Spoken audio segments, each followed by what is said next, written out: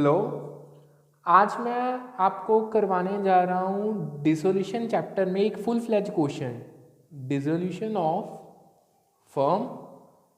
उसमें हम एक फुल फ्लेज क्वेश्चन करने जा रहे हैं जिसमें हम बनाएंगे रियलाइजेशन अकाउंट,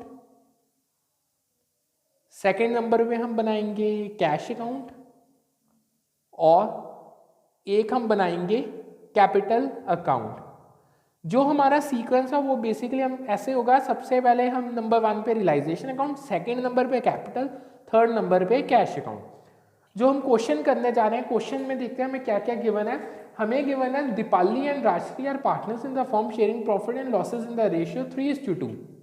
दीपाली और राजश्री हमारे पास दो पार्टनर्स हैं जिनका प्रॉफिट शेयरिंग रेशियो 3:2 का है। They decided to dissolve their firm on 31st March 2022 when their balance sheet was hand there।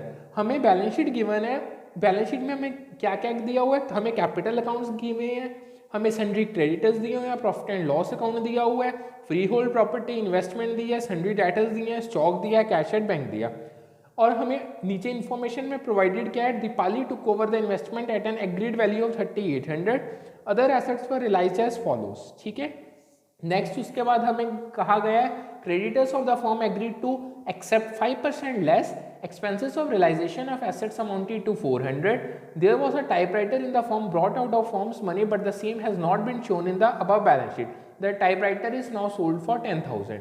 और लास्ट में वो कह रहे हैं close the firm's books of accounts by preparing realisation account, partners capital account and bank account.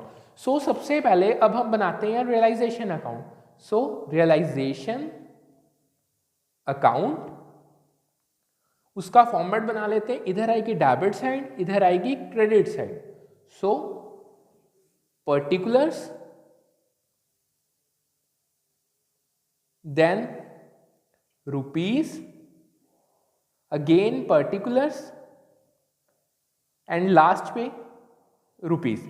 सबसे पहले जैसे मैंने आपको पहले भी कराया, रियलाइजेशन अकाउंट के में हम सबसे पहले एसेट्स ट्रांसफर करेंगे। हमें एसेट्स में क्या क्या गिवन है, डेबिट साइड पे 2 फ्री होल्ड प्रॉपर्टी आ गई सबसे पहले जो 16,000 की है। सेकंड हम इन्वेस्टमेंट्स ट्रांसफर करेंगे जिसका अमाउंट है 4,000। थर्ड पे हमारे सन्ड्री डेटर्स आ गए जो हैं 2,000 के। फिर देन स्टॉक आ गया 3,000 का। अब देखो हमें बैलेंस शीट में कैश एट बैंक लिखा हुआ है, हम कैश को कभी भी रियलाइजेशन अकाउंट में ट्रांसफर नहीं करते। अब लायबिलिटी साइड्स में देखते हैं, कैपिटल वो भी नहीं ट्रांसफर होगी। नेक्स्ट हमारे पास सन्ड्री क्रेडिटर्स हैं वो आ जाएंगे। बेसिकली हमारी जितनी भी आउटसाइड लायबिलिटीज हैं वो ही क्रेडिट साइड पे आएंगी। इसका अमाउंट हमें 2,000 गिवन है। नेक्स्ट हमें प्रॉफिट एंड लॉस अकाउंट दिया है, वो हम पार्टनर्स के कैपिटल अकाउंट में क्रेडिट करेंगे, वो भी रियलाइजेशन अकाउंट में नहीं आएगा। सो अब नेक्स्ट हम अपने एसेट्स को रियलाइज करेंगे और अपने जो लायबिलिटीज है उनको पेमेंट देंगे। हमें दिया हुआ Deepali took over the investment at an agreed value of 3800, यानी 4,000 की इन्वेस्टमेंट दीपाली ने टुक ओवर कर ली। उसकी एंट्री ऑपोजिट साइड पे आएगी बाय दीपालीज कैपिटल अकाउंट, ब्रैकेट में लिख लेते हैं इन्वेस्टमेंट टेकन ओवर। हम वो उसने कितने अमाउंट पे टेक ओवर कर ली, 3800 पे। नेक्स्ट उन्होंने कहा other assets were realised as follow, यानी जो बाकी एसेट्स हैं उनको सेल कर दिया। सो उसकी एंट्री आएगी बाय कैश अकाउंट, उसको अंडरलाइन कर लो। सबसे पहले फ्री होल्ड प्रॉपर्टी को सेल करने से कितना पैसा आया, 18,000। सन्ड्री डेटर्स को सेल करने में कितना पैसा आया, 1800। एंड स्टॉक को सेल करने में कितना पैसा आया, दैट इज 2,800।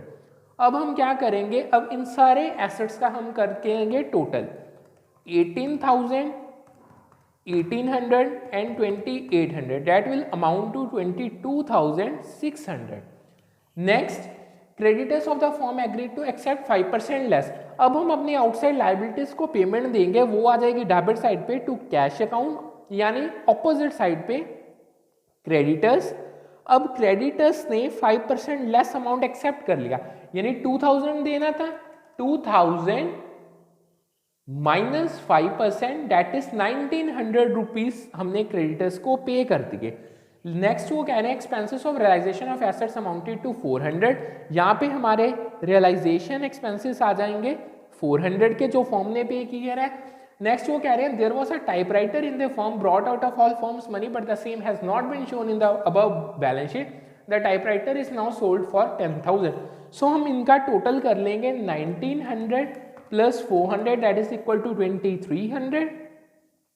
सो फर्म के पास एक अनरिकॉर्डेड एसेट था टाइपराइटर, अब उन्होंने वो सेल कर दिया। सो उसकी एंट्री क्रेडिट साइड पे आ जाएगी बाय कैश अकाउंट, जो 10,000 रुपीज में सेल हो गया।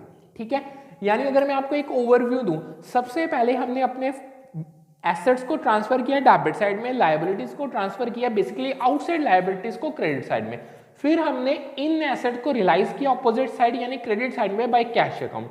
सेम तरीके से हमने अपनी आउटसाइड लायबिलिटीज की पेमेंट अपोजिट साइड यानी डेबिट साइड पे कर दी। सो अब हम इसको करेंगे बैलेंस। अब हम करते हैं अपनी क्रेडिट साइड का total, that is 2000 plus 3800 plus 22,600 plus 10,000 38,400। सो इधर भी 28,400 आ गया। क्यों, देखो आपने दोनों साइड्स का करना है, हमें क्लियरली एविडेंट है क्रेडिट साइड का ही टोटल बड़ा आएगा। सो डेबिट साइड से का टोटल करते हैं 16,000 4,000 2,000 3,000 एंड 2,300।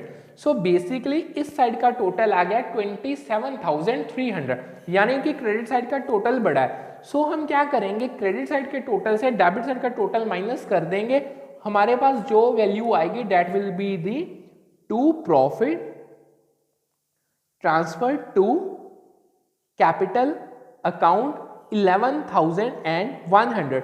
अब इस प्रॉफिट को हम पीएसआर में डिस्ट्रीब्यूट कर देंगे दोनों पार्टनर्स को, date is Deepali and Rajshree. So 11,100 को हम डिवाइड करेंगे 5 के साथ इंटू 2 यानी 4,440 डिवाइडेड बाय 5 इंटू 3 यानी 6,660। सो रियलाइजेशन के प्रॉफिट का शेयर 6,660 दीपाली को चला गया, 4,440 राष्ट्रीय को चला गया। अब हम नेक्स्ट बनाएंगे अपने कैपिटल अकाउंट्स। सो अब हम अपना सेकंड अकाउंट बनाने जा रहे हैं capital account. So capital account, उसका फॉर्मेट सबसे पहले पर्टिकुलर्स, फिर दोनों पार्टनर्स के नेम यानी दीपाली राष्ट्री, then again particulars Deepali and Rajshree. So इधरली साइड डेबिट साइड, इधरली साइड क्रेडिट साइड। अब हम क्या करेंगे, देखो सबसे पहले हम बैलेंस शीट आइटम्स को कैपिटल अकाउंट में ट्रांसफर करते हैं। हमें कैपिटल के बैलेंसेस दिए हुए हैं, सो वो इधर आ जाएंगे बाय बैलेंस ब्रॉट डाउन। सबसे पहले दीपाली का हमें दिया 17,500 और राष्ट्रीय का दिया 10,000। सेकंड हमें लाइबिलिटी साइड पे प्रॉफिट एंड लॉस दिया यानी बेसिकली प्रॉफिट है वो, सो हम प्रॉफिट को भी ट्रांसफर कर देंगे by profit and loss account. ये 10,000 प्रॉफिट एंड लॉस हमें 1,500 का गिवन है, ये 3:2 के रेशियो में ट्रांसफर हो जाएगा जो पार्टनर्स का रेशियो था। सो 1,500 divided by 5 into 3 that will B 900 and 600। So next हमने प्रॉफिट को भी ट्रांसफर कर दिया। इसके बाद हम अपना रियलाइजेशन अकाउंट चेक करेंगे। देखो हमारे रियलाइजेशन अकाउंट में जहां पे हमने कैपिटल अकाउंट की चीज आई है उसको ऑपोजिट साइड पे ट्रांसफर कर देना। सो सबसे पहले अगर हम अपना चेक करें एसेट्स कैश, सो सबसे पहले हम रियलाइजेशन का प्रॉफिट ट्रांसफर करेंगे यानी क्रेडिट साइड पे बाय रियलाइजेशन अकाउंट 6,660,440। सेकेंड हमें क्रेडिट साइड पे दीपाली ने जो इन्वेस्टमेंट टेक ओवर की थी 3,800 की, वो आ जाएगी यानी to realisation account basically debit side पे दीपाली के अकाउंट में 3,800 क्योंकि उसने ये इन्वेस्टमेंट को टेक ओवर कर ली थे। इससे हमारा कैपिटल अकाउंट में हमने सारी एंट्रीज डाल दी। अब हम अपने कैपिटल अकाउंट को करेंगे बैलेंस। सो जैसे कि आपको देखने में पता चला credit side will be greater. So सबसे पहले क्रेडिट साइड का टोटल करते हैं 17,500 प्लस 900 प्लस 660 डेट इज 25,060। इधर भी आ गया 25,060। 25,060 से 3,800 को माइनस कर दिया, यानी 21,260 की हम पेमेंट करेंगे। That will be through cash account balancing figure Deepali को। अब हम राष्ट्रीय का टोटल करते हैं 10,600 440 that is 15,040। So same figure इधर नोट डाउन कर देंगे और हम 15,040 की राष्ट्रीय को पेमेंट करेंगे। सो इससे हमारा कैपिटल अकाउंट कंप्लीट हो गया। अब हमारा लास्ट अकाउंट आता है cash account. So cash account, particulars, rupees, particulars and rupees. इसमें भी debit side, credit side. So सबसे पहले हम कैश अकाउंट का बैलेंस ब्रॉट डाउन करेंगे, जो हमें बैलेंस शीट में गिवन है। To balance brought down 6,000। Again अब हम कैश अकाउंट में क्या करेंगे, जितनी भी एंट्रीज हमारी रियलाइजेशन अकाउंट में कैश से इन्वॉल्व है वो सारी ट्रांसफर हो जाएगी। सो सबसे पहले जैसे कैश अकाउंट का टोटल 2,300 आ रहा है, सो वो हम इसको क्रेडिट साइड पे ट्रांसफर कर देंगे बाय रियलाइजेशन अकाउंट 2,300। इसकी ब्रैकेट में आप मेंशन कर दो ये क्रेडिटर्स प्लस रियलाइजेशन एक्सपेंसेस का। सेम तरीके से अगर आप चेक करो क्रेडिट साइड पे आपको पाए कैश अकाउंट जो हमने एसेट सेल किए थे उसका बैलेंस 22,600 है। सो वो आ जाएगा टू रियलाइजेशन अकाउंट। इसका टोटल 22,600 हमने डाल दिया। ब्रैकेट में हम लिख देते हैं एसेट्स रियलाइज्ड। देखो नेक्स्ट जो हमने टाइपराइटर था उसका बैलेंस भी आ जाएगा